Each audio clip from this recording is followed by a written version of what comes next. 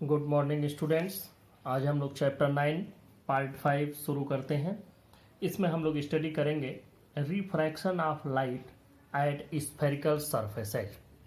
अब इसमें शुरू करने के पहले हम लोग ये समझ लें कि स्फेरिकल रिफ्रैक्टिंग सरफेसेज कैसे होते हैं, क्या होते हैं। तो देखो, स्फेरिकल रिफ्रैक्टिंग सरफेसेज का मतलब है कि a sphere separating two transparent media, एक स्फेयर जो कि दो ट्रांसपेरेंट मीडियम को अलग करता है। अब देखो, दो ट्रांसपेरेंट मीडियम आए, जैसे हमने एक मीडियम ले लिया एयर और दूसरा मीडियम हमने ले लिया ग्लास। यहां ध्यान से समझना, इसकी मैं डेफिनेशन बोल रहा हूं आपको। A sphere separating two transparent media, दो ट्रांसपेरेंट मीडियम को अलग करने वाले स्फेयर को हम कहेंगे कि ये स्फेरिकल रिफ्रैक्टिंग सरफेस है। मैं बताया, एक मीडियम एयर, दूसरा मीडियम ग्लास, इनको अलग करने वाला स्फेयर, तो एक स्फेयर ऐसे बन जाएगा। अब देखो, ये बना दिए। अब इधर पूरा ग्लास है, इधर पूरा ग्लास हो गया, यहां पर ये पूरा ग्लास है और इधर की ओर पूरा का पूरा एयर है। तो इस सरफेस को, इस स्फेरिकल सरफेस को, जो कि दो ट्रांसपेरेंट मीडियम को अलग करता है, उसको हम कहेंगे स्फेरिकल रिफ्रैक्टिंग सरफेस। यह दो तरह का होता है। पहला होता है कॉन्वेक्स और दूसरा होता है कॉनकेव।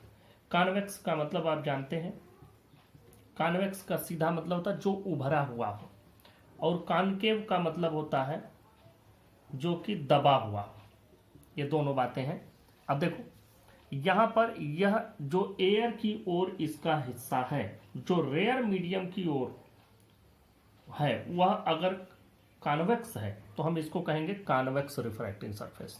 ध्यान देना, दो मीडियम हो गए, दोनों को अलग करने वाला जो स्फेयर हो गया, उसको हमने ले लिया स्फेरिकल रिफ्रैक्टिंग सरफेस।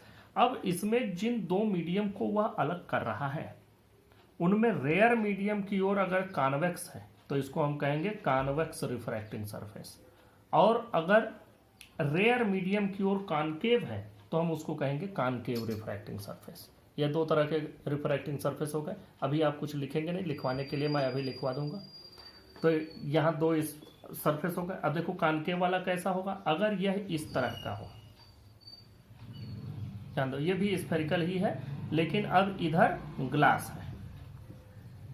अब यहां ग्लास है, यहां एयर है, तो अब इसको हम कहेंगे concave, concave spherical refracting surface, और ये कॉन्वेक्स स्फेरिकल रिफ्रैक्टिंग सरफेस, क्योंकि इसमें जो रेयर मीडियम है उधर की ओर कॉनकेव है, जिधर की ओर, इसमें देखो, जिधर की ओर रेयर मीडियम है उधर कॉन्वेक्स है।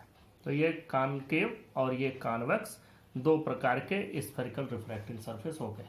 इसको आगे बढ़ने के पहले इससे रिलेटेड कुछ छोटे छोटे डेफिनेशंस देख लेते हैं। देखो, जो भी रिफ्रैक्टिंग सरफेस है उसका जो मिड पॉइंट होता है, जो रिफ्रैक्टिंग, जैसे ये इतना ही रिफ्रैक्टिंग सरफेस है, यहाँ स्फेरिकल रिफ्रैक्टिंग सरफेस यही इतना है, तो इसका यह जो मिड पॉइंट है, इस मिड पॉइंट को हम लोग एक नाम देते हैं pole. This is called pole. इस पॉइंट को हम लोग कहते हैं पोल। दूसरी बात यह है कि यह जो स्फेरिकल रिफ्रैक्टिंग सरफेस है, ये किसी न किसी गोले का एक हिस्सा होगा। अगर इसको पूरा किया जाए तो यह एक स्फेयर का ही एक पार्ट होगा। तो जिस स्फेयर का यह पार्ट होगा, उस स्फेयर के सेंटर को, उस स्फेयर के सेंटर को कहा जाता है centre of curvature. Centre of curvature, ये नाम होता है सेंटर का। और देखो, इसके रेडियस को हम लोग कहेंगे radius of curvature. Radius of curvature, curvature का मतलब होता है घुमाव। तो जो इसका, इस घुमाव का, घुमाव मतलब जब हम इसको घुमाएंगे तो ये पूरा का पूरा स्फेयर बनेगा। इसको, इस गोले को, इसको पूरा करोगे तो ये कहीं ना कहीं आपको मिल जाएगा कि हाँ, ये इसी स्फेयर का एक हिस्सा है। और जिस स्फेयर का यह हिस्सा है, उस स्फेयर को, सेंटर को आप कहेंगे सेंटर ऑफ कर्वेचर, और उसी के पोल से उसको मिला दो, उसी स्फेयर का जो रेडियस होगा उसको हम नाम देंगे रेडियस ऑफ कर्वेचर। तो इस तरह से centre of curvature, radius of curvature, ये दो चीजें हो गई। ये जो रिफ्रैक्टिंग सरफेस है, इसका जो इफेक्टिव डायमीटर है, इफेक्टिव डायमीटर का मतलब देखो ये यहाँ से शुरू यहाँ खत्म है, तो अगर इसका इफेक्टिव, वैसे तो डायमीटर इसका यहाँ से लेकर के यहाँ तक होगा, लेकिन इसका ये जितना दिख रहा है इतने का इफेक्टिव डायमीटर हम इसको कहेंगे। इसको आप इफेक्टिव डायमीटर कह सकते हैं। यहाँ पर आप देखें, अगर इसको इससे मिला दें तो दिस इज इफेक्टिव डायमीटर, ये एक्स वाई नाम दे दो, यहाँ भी आप इसको एक्स वाई नाम दे सकते हैं। तो इस तरह से जो इफेक्टिव डायमीटर है, या इसको आप एक नाम और भी दे सकते हैं कि डायमीटर ऑफ द पेरीफेरी, जो पेरीफेरी है इसका, पेरीफेरी मतलब जो पेरीफेरल जितना हमको दिख रहा है, तो diameter of the periphery of spherical refracting surface, इसको कहा जाता है aperture. This is called aperture. ये चीज एपर्चर हो गई। तो यह इतनी चीज एक्स वाई क्या हो गया, एपर्चर हो गया। यहाँ ये पोल है, पोल को पी से रिप्रेजेंट करते हैं, किसी भी तरह का हो। सेंटर ऑफ कर्वेचर को सी से रिप्रेजेंट करते हैं, तो सेंटर ऑफ कर्वेचर हो गया सी, रेडियस ऑफ कर्वेचर हो गया पी सी। इतनी चीजें मालूम हो गई। पोल, जो भी ये रिफ्रैक्टिंग सरफेस है उसके मिड पॉइंट को पोल बोलते हैं। तो इस तरह से ये चार चीजें आपको समझ में आनी चाहिए, pole, centre of curvature, radius of curvature और एपर्चर। एक चीज और भी इसमें छूट रही है, दैट इज प्रिंसिपल एक्सिस। यहां से ये भी आपको समझ में आ जाना चाहिए, प्रिंसिपल एक्सिस क्या है।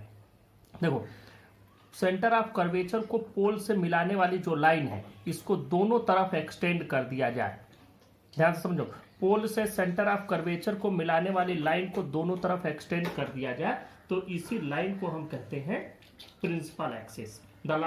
The straight line joining the pole and the center of curvature of the spherical refracting surface and extended on both sides is called the principal axis. अब देखें, यहाँ पर हम लोग इसके छोटे छोटे डेफिनेशन देख लेते हैं। देखो, पोल का डेफिनेशन में लिखा है मिड पॉइंट और centre of the spherical refracting surface. दूसरा है centre of curvature, the centre of sphere of which the given spherical surface is a part. अब यहीं से radius of curvature, the radius of sphere of which the spherical refracting surface is a part. और principal axis देखो, the straight line joining the pole and the centre of curvature of spherical refracting surface extended on either side is called principal axis. और अगली चीज है aperture. Aperture क्या कहते हैं, effective diameter of the periphery of the spherical refracting surface is called aperture of the surface। अब यहाँ पर देखो, ये डेफिनेशन आपको बिल्कुल एज इट इज याद हो जरूरी नहीं, जरूरी इसमें जो चीज़ है वो बात आपको समझ में आनी चाहिए। जरूरी ये है कि हमको कोई भी रिफ्रैक्टिंग सरफेस ऐसे बना करके दिया गया हो तो उसको देखते ही हमारे समझ में आ जाए कि इसका मिड पॉइंट या सेंटर ये वाला पोल कहा जाएगा, पी से रिप्रेजेंट होगा, या जिस गोले का हिस्सा है उसके सेंटर को हम सेंटर ऑफ कर्वेचर बोलेंगे। कर्वेचर का मतलब घुमाव, तो इसके घुमाव का centre of curvature. Centre of curvature से पोल को मिलाने वाली लाइन, ये जो जितना ये डिस्टेंस है, distance between pole and the centre of curvature, radius of curvature. आप लोग पहले भी पढ़े हैं कि ये रेडियस होता है। दूसरी चीज, यही चीज यहाँ भी है, पी सी सभी चीजें यहाँ भी हैं। अच्छा, और ये जो डायमीटर, इफेक्टिव डायमीटर जो हमारे पास जितना दिया है, जितना स्फेरिकल सरफेस दिया है, उतने के लास्ट दोनों पॉइंट को मिला दें तो उसको वो एक इफेक्टिव डायमीटर होगा, और इस इफेक्टिव डायमीटर को हम लोग एपर्चर कहते हैं। दूसरी बात, principal axis centre of curvature को मिलाने वाली लाइन को दोनों तरफ बढ़ा दिया जाए, ऑन आइदर साइड मतलब both the side.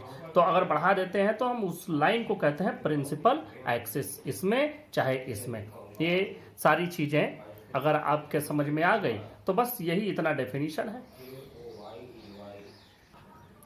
Next topic पर बात करते हैं, Cartesian sign conventions for spherical surfaces. देखो, लेंस के लिए और स्फेरिकल सरफेस, इन दोनों के लिए हम लोग लेंथ किधर से मेजर करते हैं। जैसे पढ़ने के लिए तो हम लोगों ने क्लास 10th में भी पढ़ा है, थोड़े रूल्स भी जानते हैं, वही रूल्स यहाँ भी हैं।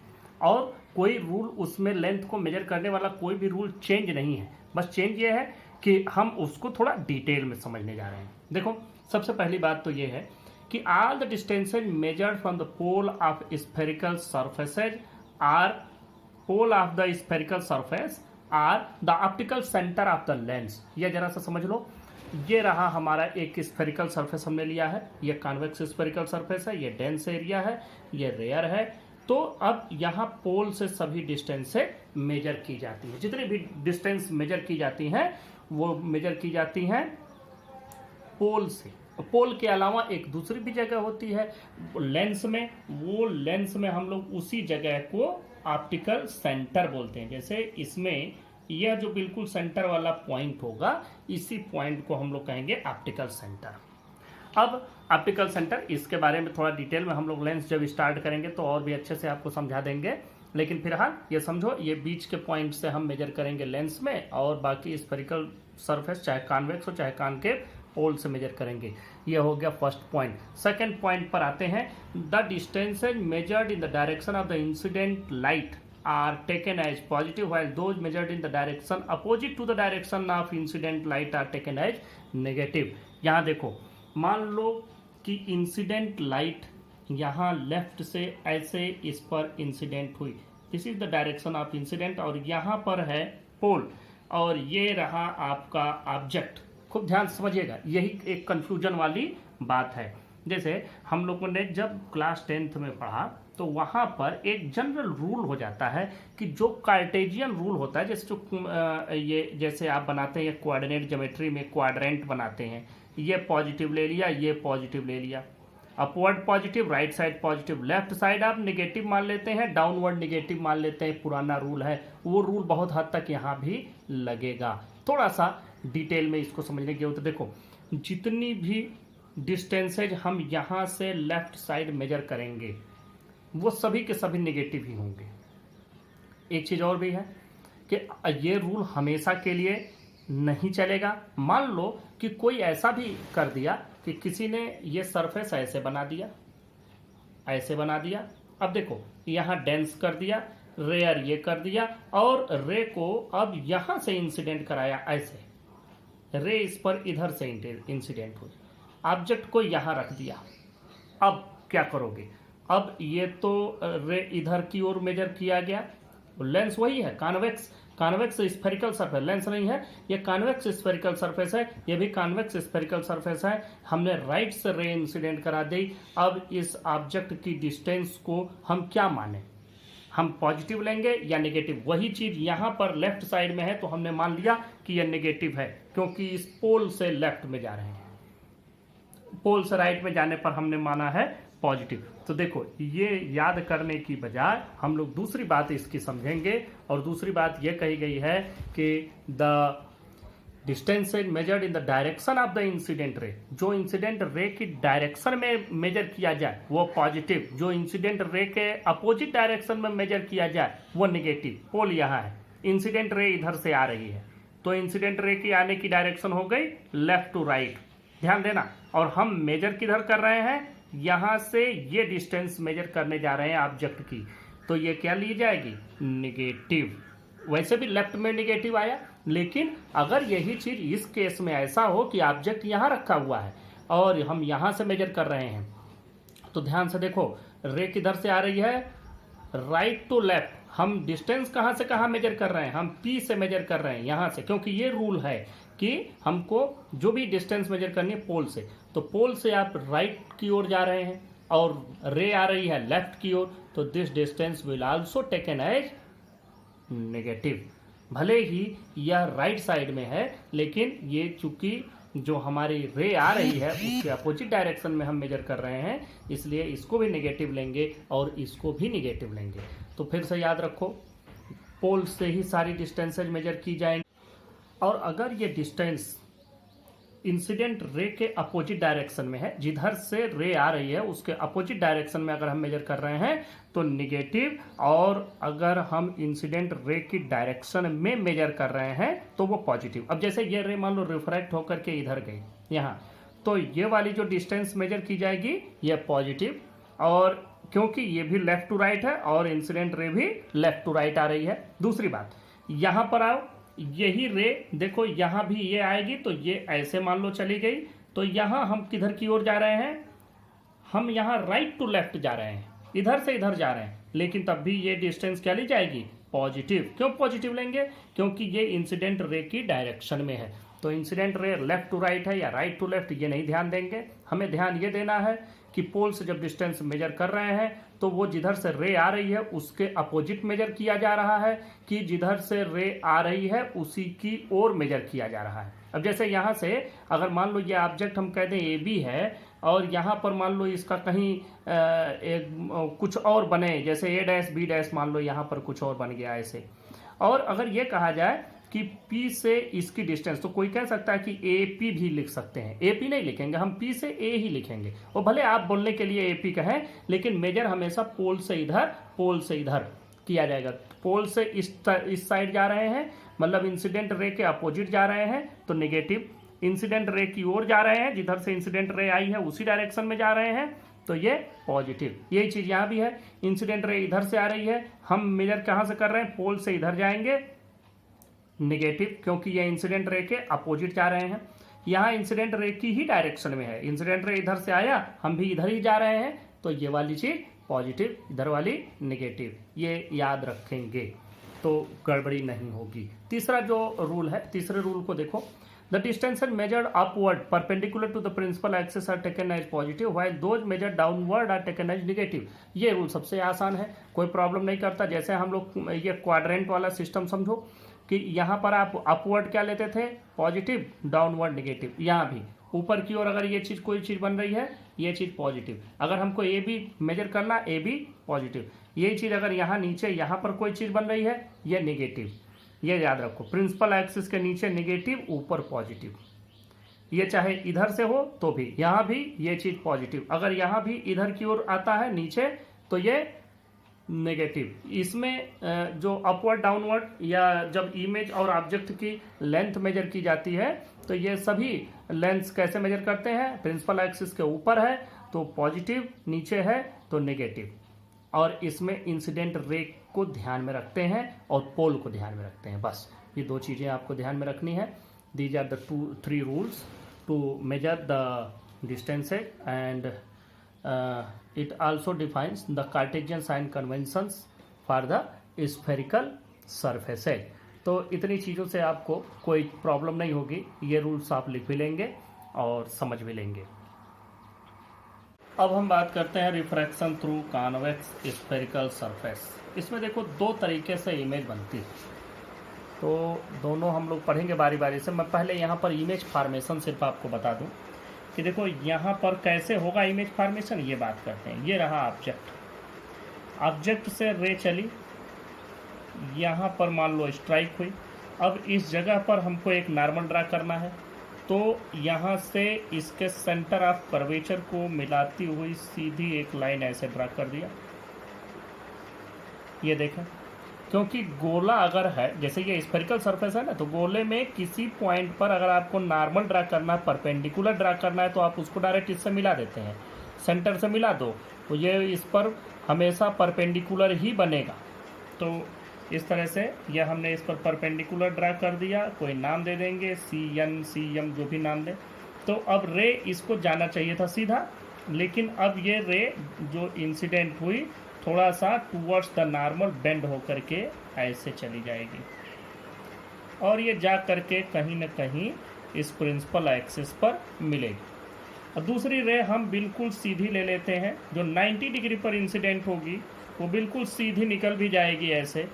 तो एक रे रिफ्रैक्टेड रे और ये जो एक और रे है, ये दोनों रे आफ्टर रिफ्रैक्शन यहाँ मिले और इस तरह से यह जो इमेज बना, दिस इज रियल इमेज।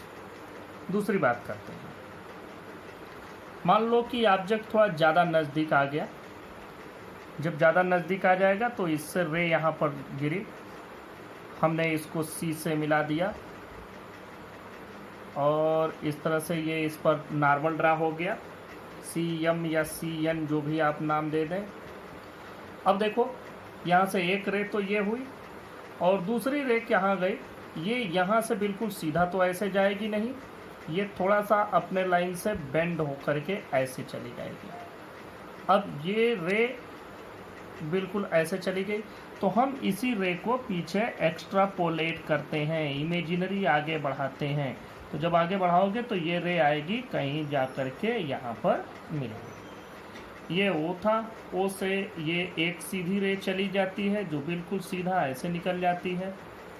तो एक तो ये रेस बिल्कुल सीधी चली गई, जो सीधी चली गई, और एक जो थोड़ा सा किसी एंगल पर जा करके टकराई, तो वो आफ्टर रिफ्रैक्शन आगे की ओर बढ़ गई। इसको हमने पीछे एक्स्ट्रापोलेट किया, जिस जगह पर आ करके यह मिलता है प्रिंसिपल एक्सिस पर, उसी जगह पर इसकी एक वर्चुअल इमेज बनती है। यही दो तरीके हैं जिन तरीक़ों से इमेज फार्मेशन हम लोग आगे के फार्मूला डेरिवेशन में पढ़ने जा रहे हैं। ये इमेज फार्मेशन मैंने पहले बता दिया, क्योंकि हर जगह छोटी छोटी चीज़ें कभी छूट जाती हैं, कभी ये रे नहीं बनती है तो कभी कुछ, तो ये जान लेना हर जगह फार्मूला डेरिवेशन कहीं भी किसी में भी किया जाएगा तो ऐसे ही बनाएंगे हम लोग रे अब इमेज। अब देखो, अगर कॉनकेव स्फेरिकल सरफेस अगर हम लें तो कॉनकेव स्फेरिकल सरफेस ऐसा होता है, इसका प्रिंसिपल एक्सिस ऐसा होगा। मान लो कि ऑब्जेक्ट इस पर कहीं भी ऑब्जेक्ट होगा, जैसे इस पर मान लो कि ऑब्जेक्ट यहाँ है, हम थोड़ी और दूर ले लेते हैं, मान लो ऑब्जेक्ट यहाँ है, इस जगह पर जा कर के रे इंसिडेंट हुई। अब इस पर से हमको यहाँ से एक लाइन ड्रा करनी है नॉर्मल, ये नॉर्मल हो गया। अब देखो जो रे यहाँ से निकलेगी वो बिल्कुल ऐसी न जा करके थोड़ा सा नॉर्मल की ओर टूवर्ड्स द नॉर्मल बेंड होकर के ऐसे जाएगी। इस रे को अगर हम थोड़ा सा पीछे एक्स्ट्रापोलेट करें तो ये यहाँ कहीं आकर के मिलेगा, तो ये ऑब्जेक्ट था तो इस जगह पर इमेज बना, क्योंकि एक दूसरी रे बिल्कुल सीधी ऐसे चली गई है। तो ये तीन तरीक़ों से इमेज बनेगी। तो अब हम लोग आगे फार्मूला डेरिवेशन पर चलते हैं। अब नेक्स्ट टॉपिक पर बात करते हैं refraction through convex spherical surface. इसमें दो कंडीशंस बनती हैं, पहला तो एक रियल इमेज बने, दूसरा वर्चुअल इमेज बने। हम पहली कंडीशन लेके चलते हैं फॉर रियल इमेज। देखो ये है एक कॉन्वेक्स स्फेरिकल सरफेस, ये ऑब्जेक्ट है, ऑब्जेक्ट से रे चली यहाँ पर पहुँची। अब इस रे पर हमको इस जगह पर एंगल ऑफ इंसिडेंस पर हमको एक नॉर्मल ड्रा करना है। तो नॉर्मल ड्रा करने के लिए हम सेंटर ऑफ कर्वेचर से इसको मिला देते हैं, यही नॉर्मल हो जाता है। चूँकि यह मीडियम रेयर है या डेंस है, ये टूवर्ड्स द नॉर्मल बेंड होगी, बेंड होकर के जिस पॉइंट पर पहुंचेगी उसी जगह पर इसका एक रियल इमेज बन जाएगा। अब देखें यहाँ पर जो एंगल्स बन रहे हैं, ये एंगल हमने अल्फ़ा ले लिया, इस एंगल को हम बीटा ले लेते हैं, और यहाँ पर जो एंगल बन रहा है इस एंगल को हम गामा मान लेते हैं। ये अल्फ़ा बीटा गामा एंगल हो गए। अब देखो ये एंगल ऑफ इंसिडेंस नॉर्मल के साथ जो बनेगा ये बनेगा आई, और यही रिफ्रैक्टेड रे के साथ जो नॉर्मल के साथ एंगल बनेगा ये बनेगा आर। अब हम आर ऐसे लिखते हैं जिससे आर और गामा में आपको फर्क पता चलता रहे। अब यहाँ से देखो हमको इसमें पता करना है कि वी यू और ये जो रिफ्रैक्टिव इंडेक्स है इसका, इस मीडियम का n1 एब्सोल्यूट रिफ्रैक्टिव इंडेक्स, इस मीडियम का एब्सोल्यूट रिफ्रैक्टिव इंडेक्स n2 है, पोल है p, यहाँ से ऑब्जेक्ट की डिस्टेंस u, इमेज की डिस्टेंस v, और इसका रेडियस ऑफ कर्वेचर है कैपिटल R। ये चीज़ें आप चाहें तो लिख भी सकते हैं सीधा सीधा, no need of any language, direct लिख सकते हैं। Let us consider OP equal to distance of object u, PI equal to distance of image v। लेकिन सबसे बढ़िया है कि जब आप किसी इमेज को देखते हैं तो पूरी इमेज खुद बोलती है। तो ये इमेज, इतना आपको इमेज पढ़ना आना चाहिए। ये इमेज की बात हो गई, इस इमेज से हमको पता चल गया ये पूरे रे डायग्राम को देख करके कि रे यहाँ से आई, यहाँ गई, ये नॉर्मल हो गया। अब नॉर्मल की बात जरा सा मैं आपको समझा दूँ कि ये नॉर्मल ऐसा कैसे बन गया। देखो ये हमने एक बनाया सर्किल, अब इस सर्किल के इस पॉइंट पर हमको नॉर्मल ड्रा करना है, तो क्या करेंगे, सेंटर से इसको मिला देंगे, बस ये इस पॉइंट का नॉर्मल हो गया। इस पॉइंट पर हमको नॉर्मल ड्रा करना है, सेंटर से मिला दो। तो जिस भी पॉइंट पर कोई भी अगर सर्कुलर या स्फेरिकल कोई ऑब्जेक्ट है तो उस ऑब्जेक्ट के सरफेस के किसी भी पॉइंट पर, या अगर सर्कुलर है तो इसके सरकमफेरेंस पर, स्फेरिकल है तो उसके सरफेस के किसी भी पॉइंट पर कहीं भी हमको नॉर्मल ड्रा करने के लिए उसको हम सेंटर से डायरेक्ट एक लाइन ड्रा कर देते हैं। That line is always normal to that point. अब देखो यहाँ भी यही है, इस पॉइंट पर हमको नॉर्मल ड्रा करना क्योंकि this is the point of incident, इसी जगह पर रे आकर के इंसिडेंट हो रही है। तो यहाँ पर नॉर्मल ड्रा करने के लिए हम सीधा सीधा इसके सेंटर ऑफ कर्वेचर से इसको मिला दिए। C N is the normal, O A is the incident ray, A I is the refracted ray. तो ये सारी चीज़ें हो गई। और अब हम बात करते हैं, हमको अब स्नेल्स लॉ इसमें यूज करना है। अब यहाँ पर ध्यान दें, हमको sine I by sine R equal to n2 by n1 ये फार्मूला यूज करना है। देखो हम लिख भी देते हैं direct, from Snell's law. Snell's law से आप देखें sine I divided by sine are is equal to n2 by n1, या इसी को हम v1 बाई v2 लिखते हैं अगर वेलोसिटी पता हो, या हमको वेलोसिटी पता नहीं है तो हम n2 बाई n1 यहाँ पर लिखेंगे।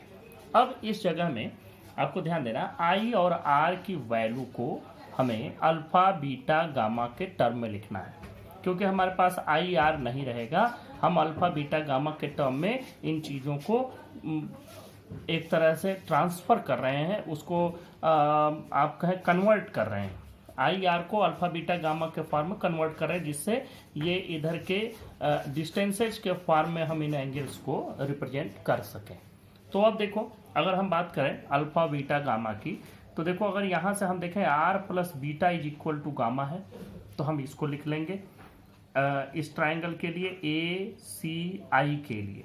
ये एक्सटीरियर एंगल है, तो एक्सटीरियर एंगल अपने दोनों अपोजिट जो इंटीरियर एंगल होते हैं उनके सम के इक्वल होता है, ये मालूम होगा।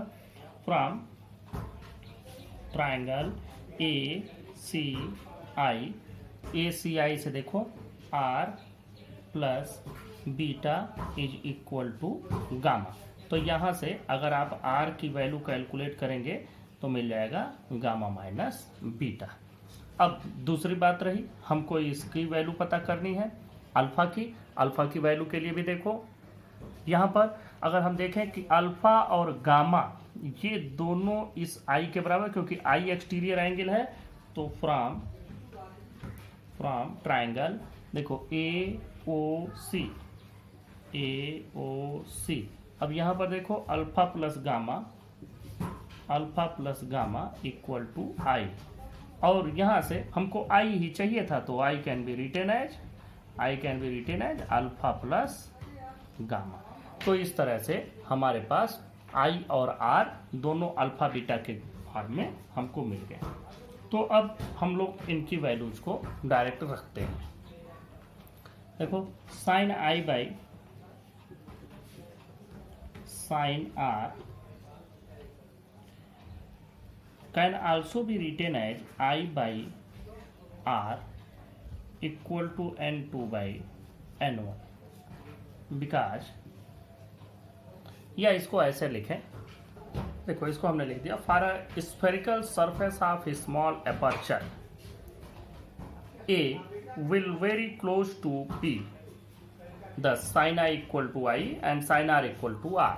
अब इस बात को समझो कि यह एपर्चर छोटा है, एपर्चर का मतलब यहाँ से यहाँ के जो डिस्टेंस है यह कम, अब यह कम होगा तो यह धीरे धीरे कम होता जाएगा, कम होगा, तो इसका मतलब कि ये पॉइंट ए जो है नज़दीक आता जाएगा पॉइंट पी के। फिर से समझो, यह पूरा का पूरा यह बहुत कम है, इसका मतलब कम होगा तो यहाँ पोल के और नज़दीक आएगा, जितना ही कम होगा उतना पोल के नज़दीक आएगा। तो अगर हम जो स्फेरिकल सरफेस लिए हैं इसका एपर्चर कम है तो point A will very close to point P, और इस कंडीशन में अगर कोई दो पॉइंट बहुत क्लोज हो तो देखो ऐसे कंडीशन में देखो यहाँ अगर हम इसको लिखें या राइट एंगल ट्राइंगल हो, हम इसको लिखें आई, तो साइन आई इक्वल टू क्या होगा आर्क बाई, जो हम लोग फार्मूला जानते हैं, sine I can be written as perpendicular by hypotenuse. अब देखो इसी फार्मूले को ये इसको कम करते जाओ, मान लो कि ये और कम हो गया, ये आई इतना नहीं बल्कि और हम कम कर दे रहे हैं इसको, यह और छोटा हो गया, ये बहुत छोटा हो गया। जब बहुत छोटा हो जाएगा तो आप देखेंगे कि इसके हाइपोटेन्यूज में और बेस में कोई बहुत फर्क नहीं रह गया। अब देखें ये हाइपोटेन्यूज है और ये बेस है, दोनों में कोई फर्क ज़्यादा नहीं रह गया। तो ऐसे कंडीशन में हम इस साइन आई को क्योंकि ये परपेंडिकुलर बाई हाइपोटेन्यूज लिखना है तो हम इसी को ऐसे भी लिख सकते हैं I equal to arc by radius.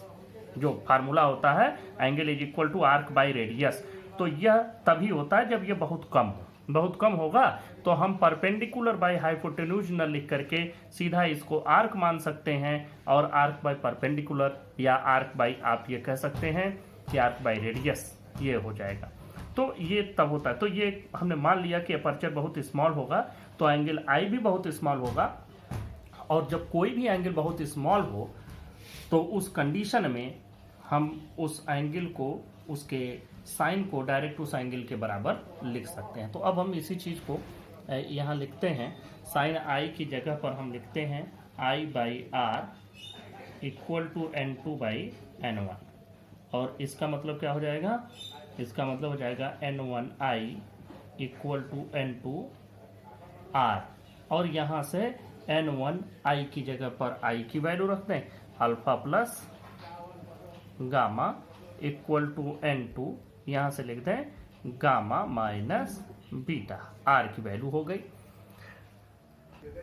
अब यहाँ इसकी वैल्यू को हम रख दें N1 अल्फा, इधर से देखो N2 बीटा इधर आ जाएगा plus N2 beta equal to, यहाँ पर N2 गामा है, इधर से N2 गामा इधर जाएगा तो इसका N1 गामा इधर जाएगा, तो हम ये लिख सकते हैं N2 माइनस N1 गामा।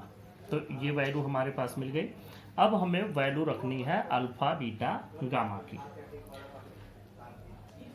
ये इसकी वैल्यू रखने के पहले हम लोग मान लेते हैं एपर्चर इज वेरी स्मॉल, तो फॉर स्मॉल एपर्चर फिर alpha can be written as tan alpha, जैसे मैंने आपको अभी समझाया था कि ये वैल्यू है, और अगर इसमें साइन हो यहाँ पर या कास हो, ये एंगल बस स्मॉल होना चाहिए, तो एंगल स्मॉल हो तो साइन होगा तब भी परपेंडिकुलर बाय हाइपोटेन्यूज, और अगर tan होगा तो परपेंडिकुलर बाय बेस, और दोनों ही केसेज में फॉर स्मॉल एंगल, बस ये कंडीशन है कि ये एंगल स्मॉल हो तो हम इसको लिख सकते हैं arc by radius, arc by radius. तो अल्फा को हम tan अल्फा लिख सकते हैं, और यहाँ से जरा देखो tan अल्फा की वैल्यू क्या होगी, या आपके सामने ये दिया गया है tan अल्फा की वैल्यू, ये a अल्फा है, tan अल्फा मतलब a m divided by o से लेकर के m, a m by o m, ये हम लोग लिख सकते हैं। तो आप लिखते हैं for small aperture, small aperture में एक चीज़ और भी लिख देते हैं कि जब एपर्चर बहुत स्मॉल होगा तो point A will very close to point P and point M will also very close to point P. देखो जैसे ये थोड़ा नज़दीक आता गया तो इस पर से परपेंडिकुलर भी तो नज़दीक आता जाएगा, तो इस तरह से हम ये पाएंगे कि जब यह इसके एपर्चर बहुत कम होगा तो पॉइंट ए पी के नज़दीक होगा, पॉइंट एम भी पी के नज़दीक होगा, तो इसको भी लिख देते हैं for a small aperture point M will very close to P. अब देखो 10 alpha can be written as tan alpha, और tan अल्फा की वैल्यू अब देखें यहाँ, इसीलिए मैंने इसको कर दिया ए एम, ये perpendicular by base A M by O M, ये वैल्यू आएगी, और हम ए एम की जगह पर इसी वैल्यू को थोड़ा सा चेंज कर देंगे, ए एम तो हम ऐसे रहने देंगे, ए एम की जगह लिख सकते हैं ए पी। तो देखो tan alpha is equal to A M by O M हम लिख सकते हैं, ये होगा A M by O M, देखें A M by O M ये वैल्यू तो आएगी ही, और इसी ओ एम को लिखा जा सकता है A M divided by O M की जगह पर हम लिख सकते हैं ओ पी, क्योंकि for small aperture point M will very close to point P and this closeness is so small that point M can also be considered as point P. तो ये वैल्यू हो गई। ए एम की value को कुछ मान लो, जैसे अगर हम मान लीजिए हम ए एम को कोई मान लेते हैं, इसकी वैल्यू अगर हम एच मान लें तो, या कुछ ना मानो वैसे ही डायरेक्ट रखो A M divided by O P की वैल्यू देखें क्या आएगी, ओ से पी की value, this is the distance of object, और ये लेफ्ट में है, लेफ्ट का मतलब इंसिडेंट रे के अपोजिट में मेजर किया जा रहा है, तो ये माइनस यू लिखा जाएगा, तो ये वैल्यू हो जाएगी माइनस यू। और इसी तरह से आप बीटा को और गामा को भी लिख सकते हैं। Similarly beta is equal to tan beta. tan beta की वैल्यू यहाँ से देखो, ये एंगल है बीटा और बीटा की वैल्यू हो जाएगी AM बाई IM। तो AM बाई IM और उसी को फिर IM को हम लिख देंगे IP और IP की वैल्यू हो जाएगी V। देखो ये डिस्टेंस ऑफ इमेज है, तो हम लोग लिखते हैं AM डिवाइडेड बाई IM और यही AM बाई, इसी को लिख देंगे M की जगह IP क्योंकि पर्चर स्मॉल है। अब ये वैल्यू हो जाएगी AM डिवाइडेड बाई V और V इंसिडेंट रे की साइड में ही है। Incident ray left to right है, ये भी लेफ्ट टू राइट यहाँ से मेजर किया जा रहा है, तो इसलिए ये वैल्यू पॉजिटिव ली जाएगी। अच्छा, थोड़ा सा कंफ्यूजन अगर किसी के मन में हो कि ये IP लिखे हैं और हम तो इधर से मेजर कर रहे हैं तो PI होना चाहिए, इस तरह की कोई कंफ्यूजन न रखना। आपके दिमाग में सिर्फ इतनी बात होनी चाहिए कि यहाँ से इसकी डिस्टेंस मेजर की जा रही है, न कि हम यहाँ से अब ये I यहाँ बनेगा तो हम यहाँ लिखेंगे, लेकिन नापेंगे तो हम P से ही। P स्टैटिक है, I चाहे यहाँ बने चाहे यहाँ बने कहीं भी बने, I से मतलब नहीं है। मेन है P point is fix, this point is considered as fix, तो इसलिए P से लिया जा रहा है। तो P से किधर की ओर नाप रहे हो, इधर, तो इस डायरेक्शन में I है और I की डायरेक्शन वही है जो इंसिडेंट रे की डायरेक्शन है, इसलिए this is taken as positive. अब गामा की बात करते हैं। अब देखें यहाँ पर गामा के लिए tan गामा लिख दिया। tan गामा की वैल्यू AM बाई, यहाँ पर देखो गामा के लिए ये परपेंडिकुलर हो गया, ये बेस हो गया CM and CM can be written at CP और CP की वैल्यू है R और ये वैल्यू भी इधर से इधर ही मेजर की जा रही है, इसलिए this will also be taken as positive. तो इस तरह से आपको यहाँ से अल्फा बीटा गामा तीनों की वैल्यू मिली। अल्फा की जगह पर ये, बीटा की जगह पर ये और गामा की जगह पर ये वैल्यू आपको रखनी है।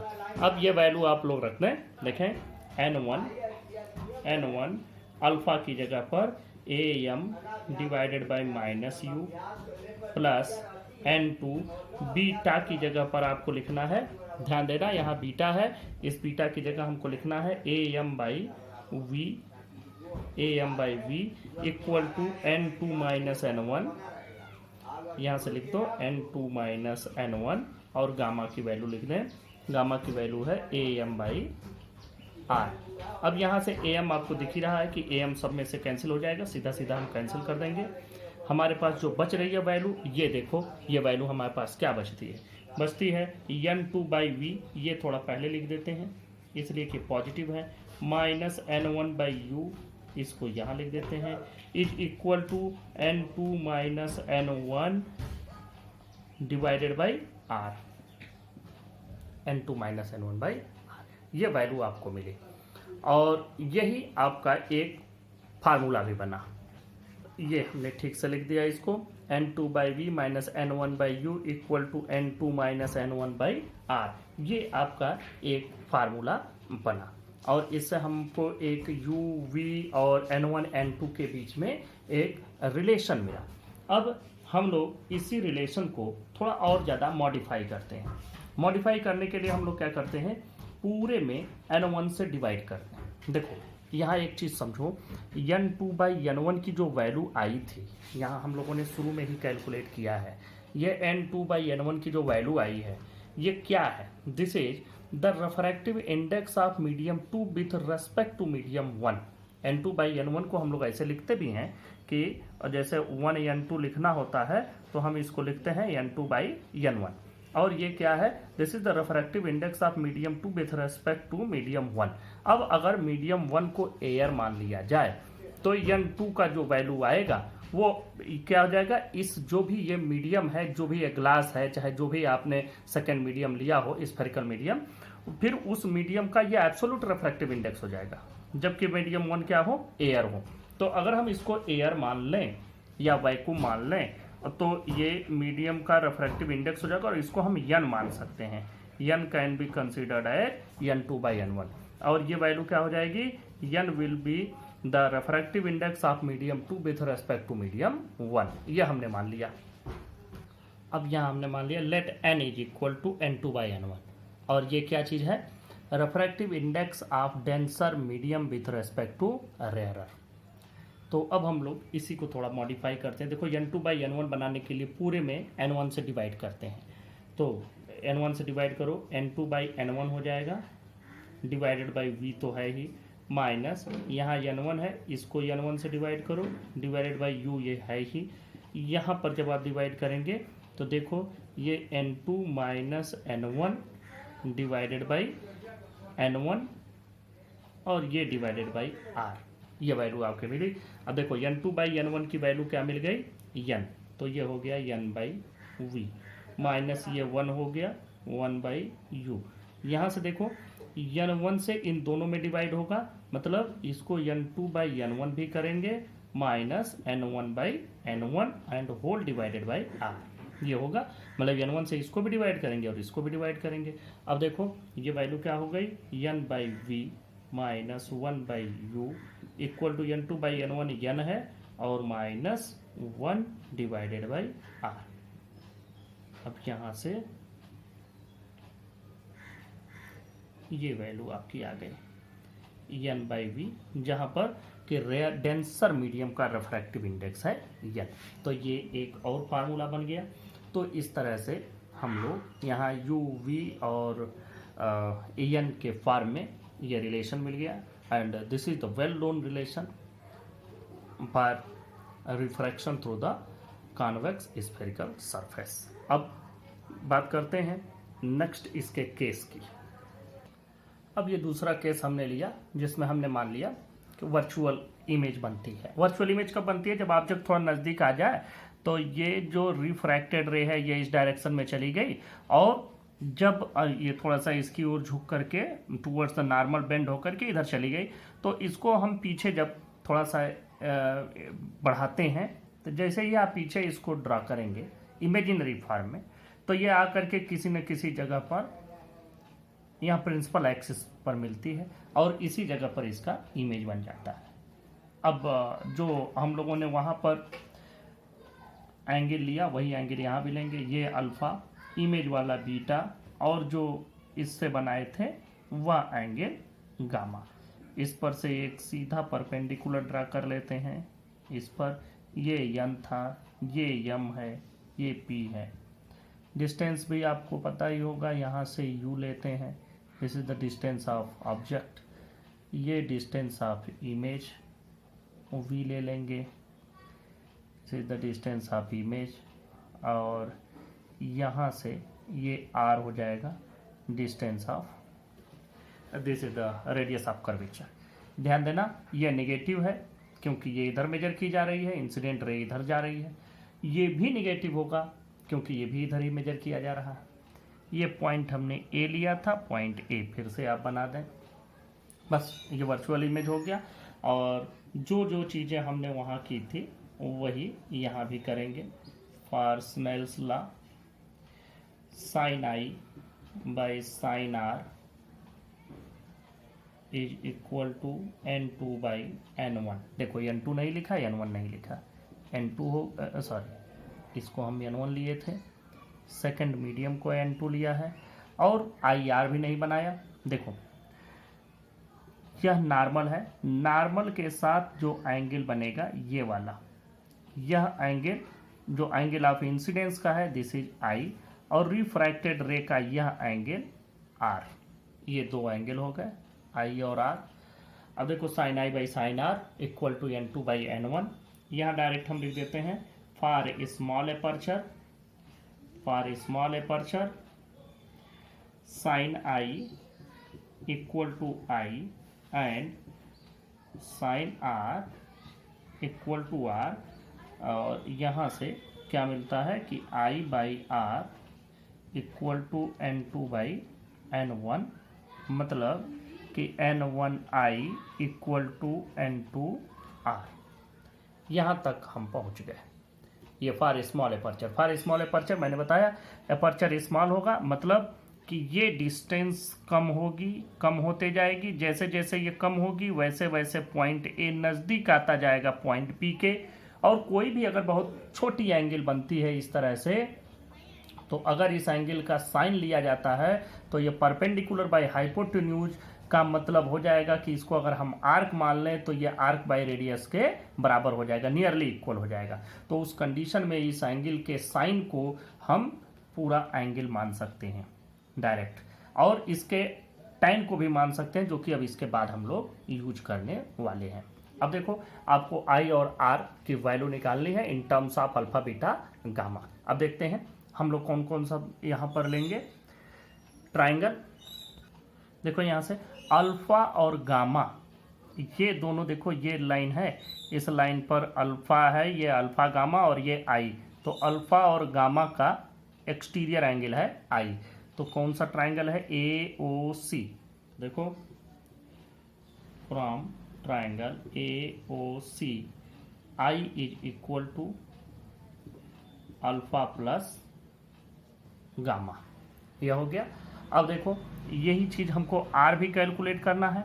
R एक्सटीरियर एंगल है, देखो यह AIC का, तो from triangle AIC R is equal to, देखो R is equal to AIC, तो AI ये बीटा और ये गामा, मतलब बीटा प्लस गामा।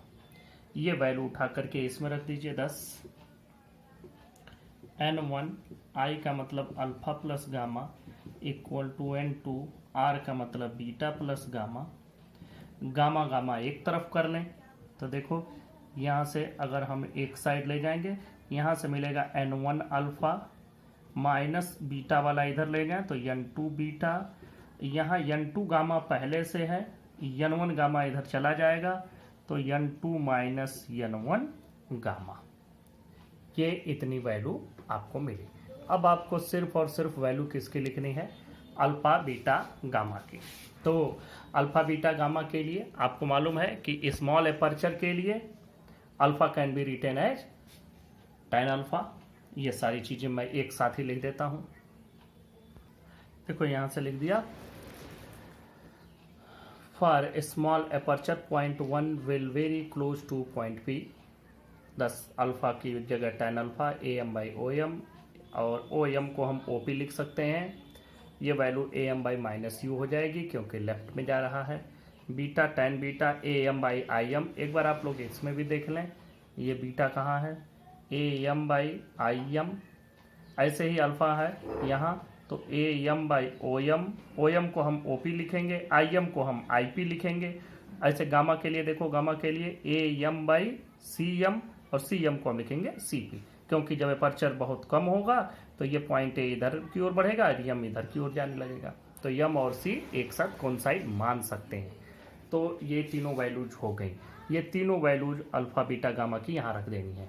तो मैं यहाँ वैल्यू रख रहा हूँ, देखो N1 अल्फा है, अल्फा का मतलब AM बाई माइनस यू, ये अल्फा की वैल्यू हो गई, माइनस N2 बीटा है, बीटा का मतलब AM बाई माइनस वी, और ये वैल्यू है N2 माइनस N1 गामा, तो N2 माइनस N1, और इसकी वैल्यू रखेंगे AM बाई R। आपको मालूम है AM सब में कैंसिल हो जाएगा। देखो N2 बाई माइनस वी, ये माइनस माइनस प्लस हो जाएगा, तो फार्मूला बना N2 by V minus 1 by U equal to, इधर भी AM कैंसिल, तो N2 minus N1 divided by R। This is the formula. तो यहाँ से ये आपका फार्मूला बना। This formula is just identical to the formula derived for previous case, that is for the real image. तो real और virtual किसी भी तरह का इमेज होगा तो फार्मूला एक ही बनेगा। इस फार्मूले को भी आप जैसे प्रीवियस फार्मूले को आपने बनाया था उस तरह से आप इसको भी बना सकते हैं। कैसे देखते हैं, देखो फिर से हमने मान लिया n is equal to N2 by N1। This is the refractive index of denser medium with respect to rarer medium. देखो N1 क्या है, एब्सोल्यूट रेफ्रैक्टिव इंडेक्स है फर्स्ट मीडियम का जहां से रे चली। N2 है जिसमें रे गई उस मीडियम का एब्सोल्यूट रेफ्रैक्टिव इंडेक्स, मतलब refractive index with respect to vacuum. अब हम क्या कर रहे हैं, n मान लिया refractive index of first second medium with respect to first. देखो हम क्या करेंगे, n2 बाई n1 के फॉर्म में बदलने के लिए इसको सबको n1 से डिवाइड कर देंगे। तो यहाँ n2 by n1 by V minus n1 by n1 by U equal to, देखो n2 by n1 minus n1 by n1 divided by r। सब में हमने n1 से डिवाइड कर दिया, वैल्यू पर कोई फर्क नहीं आया। n2 बाई n1 की जगह आपको रखना है n बाई वी माइनस यहाँ बचेगा 1 बाई यू इक्वल टू, ये भी n2 बाई n1 की जगह n minus 1 divided by r। तो इस तरह से आप लोग यहाँ से इस फार्मूले को फिर से डिराइव कर लिए। Same formula will be derived again for the concave spherical surface. अब हम लोग नेक्स्ट टॉपिक पर बात करते हैं, refraction through concave spherical surface. यहाँ पर देखो, यहाँ पर जब हम बात करते हैं तो यहाँ हम पाते हैं कि ऑब्जेक्ट यहाँ पर रखा हुआ है, दो मीडियम हो गए।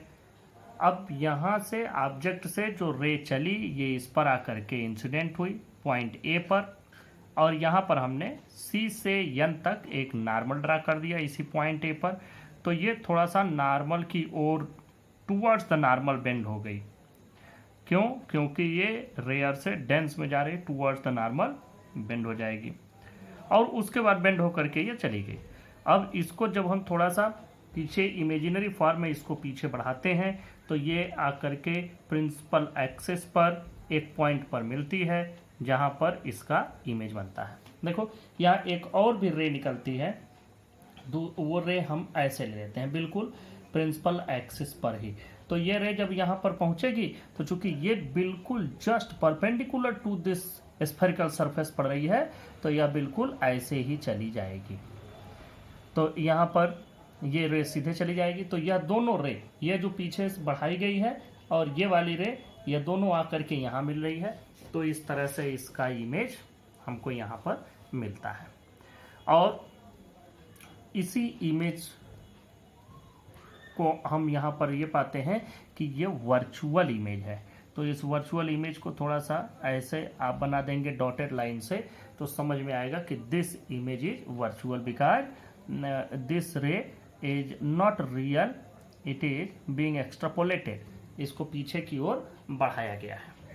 तो इस तरह से ये एक वर्चुअल इमेज बनती है और कॉनकेव स्फेरिकल सरफेस से हमेशा हमको वर्चुअल इमेज ही मिलती है और कॉन्वेक्स वर्चुअल और रियल दोनों मिलती हैं।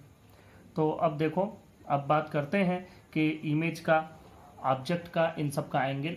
अब इस पर से एक परपेंडिकुलर यहाँ ड्रा कर लो, ये परपेंडिकुलर हो गया m, ये पोल हो गया p और डिस्टेंस आप लिख ही देंगे। देखो ऑब्जेक्ट का हम लोग लिए थे एंगल अल्फा, इमेज का एंगल लिए थे बीटा और इसका एंगल लिए थे गामा। आई और आर, देखो नॉर्मल के साथ इंसिडेंट रे का एंगल ये बना, ये हो गया आई। नॉर्मल के साथ रिफ्रैक्टेड रे का एंगल ये बना, ये बन गया आर। और बाकी अल्फा बीटा गामा आप देख ही रहे हैं। अब यहां से हम लोग बात करते हैं डिस्टेंस की। ये ऑब्जेक्ट है, distance u from the pole. Image है, इमेज की distance v from the pole और ये है सेंटर ऑफ कर्वेचर। तो this value is radius of curvature r। ये u v r हमारे पास तीनों वैल्यूज मिल गए। अब बाकी हमको करना क्या है, यहाँ पर सारी वैल्यूज आपके पास हैं, आपको बस इसमें इसके इमेज को समझ लेना है कि ये इमेज कैसे बनी है, फिर वही स्नेल्स लॉ लगाना है और जो प्रोसेस हम लोग इसके पहले फॉलो किए हैं same process is followed here also. तो अब लिखते हैं from Snell's law,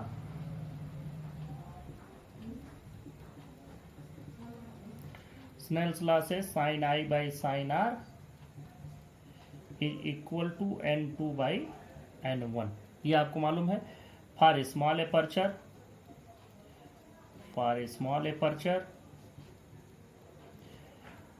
I by r is equal to N2 by N1, या हम लिख सकते हैं IN1, यही लिख दे, it represent N1I equal to N2R। ये वैल्यू आपको मिल गई। अब देखो यहाँ तक की चीज़ें हो जाने के बाद हमको I और R का रिलेशन बना लेना है अल्फा बीटा गामा से। अब देखो I के लिए हम कैसे बनाते हैं, R के लिए कैसे बनाते हैं। इसके लिए देखो पहले हम लोग ये वाला ले लेंगे, अल्फा प्लस आई, इसका एक्सटीरियर एंगल है गामा, तो alpha plus I equal to gamma किससे लेंगे, ओ ए सी से, from triangle O A C. देखो alpha plus I equal to gamma, यहाँ से आई की वैल्यू आपको मिल जाएगी गामा माइनस अल्फा। अब देखो यह एंगल और ये वाला जो एंगल है, यह दोनों वर्टिकली अपोजिट है, क्योंकि देखो जो लाइन, जिन दो लाइनों के बीच में इधर आर बन रहा है, उन्हीं दो लाइनों के बीच यहाँ पर भी ये आर होगा।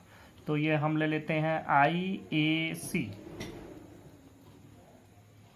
देखो फ्रॉम ट्राइंगल आई ए सी, यहाँ पर इसमें देखो beta plus R is equal to gamma, beta plus R equal to gamma. तो यहाँ से R की वैल्यू हो जाएगी गामा माइनस बीटा।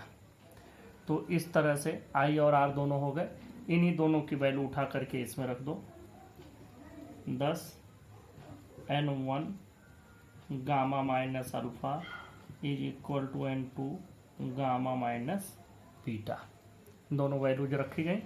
और यहाँ से अल्फा बीटा गामा सब एक साइड में कर लेना है, गामा एक तरफ कर देना, गामा दो बार आया है तो गामा एक तरफ कर देंगे। देखो यहाँ से अगर हम देखेंगे N2 बीटा अगर हम इधर ले आए तो वैल्यू आ जाएगी, देखो N2 बीटा, और N2 बीटा इधर ले आए, N1 अल्फ़ा यहाँ पर है ही माइनस N1 अल्फ़ा, इधर N2 गामा है, इधर से ये चला गया तो N2 माइनस N1 गामा, ये वैल्यू हमको मिली। अब हमको अल्फा बीटा गामा की वैल्यू रख देनी है। Okay, for small aperture alpha is equal to tan alpha और beta is equal to tan beta और gamma is equal to tan gamma. ये दोनों की, तीनों की वैल्यू एक साथ हम लोग रखते हैं। देखो अल्फा बीटा गामा, अल्फा की वैल्यू हो गई tan अल्फा की value A M by O M, और ओ एम को हम ओ पी लिख सकते हैं, क्योंकि for small aperture point A will close to P and point M will also very close to P, therefore M and P can coincide, मतलब हम मान सकते हैं कि एम पी पर पहुंच जाएगा।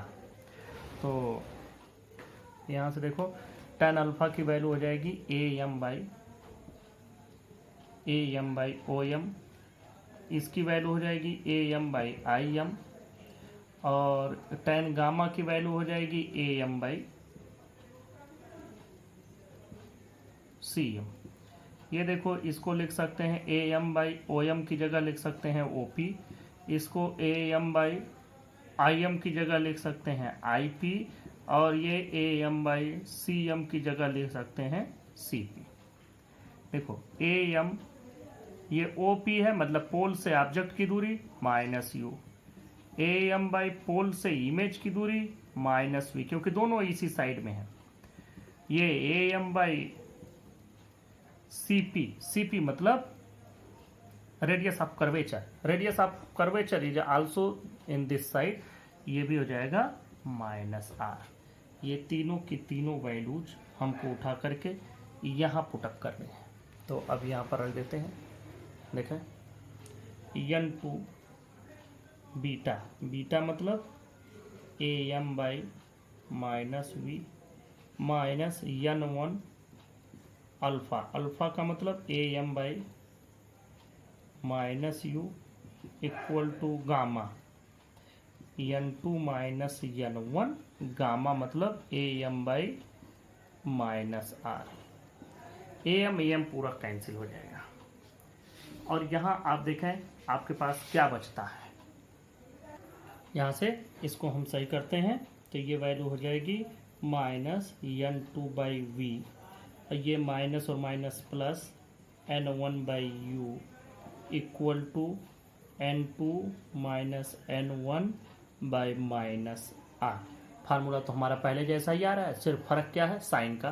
तो अगर हम इसको प्लस कर दें तो इसको माइनस करना पड़ेगा, इसको प्लस करना पड़ेगा, मतलब सब में -1 से मल्टीप्लाई। तो क्या हो जाएगा n2/v minus n1/u equal to n2 minus n1/r।